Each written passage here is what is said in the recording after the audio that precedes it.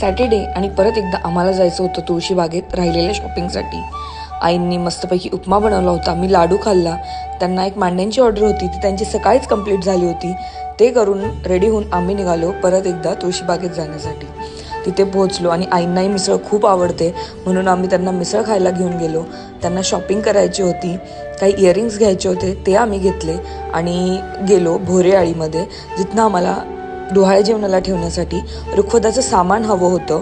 तिथे रिजनेबल रेट्समध्ये भेटतं म्हणून रोहित आम्हाला तिकडे घेऊन गेलेला. ते सामान आम्ही घेतलं आणि इव्हेंट मॅनेजमेंट कंपनीकडे रुखवतचं सामान बऱ्यापैकी कॉस्टली होतं म्हणून आम्ही तुळशीबागेतनंच ते रेंटवरती बुक केलं. तिथे बऱ्यापैकी छान ऑप्शन्स अवेलेबल होते. तुम्ही राम मंदिराजवळ गेलात तर ते तुम्हाला हे खूप सारे ऑप्शन्स भेटतील बघण्यासाठी. त्यानंतर हलव्याचे दागिने घ्यायचे होते, तेही आम्ही घेतले.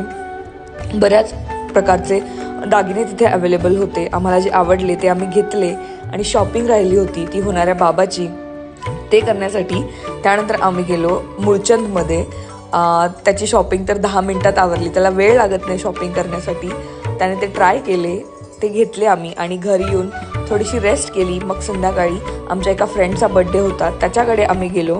केक कटिंग झालं आणि दिवसाचा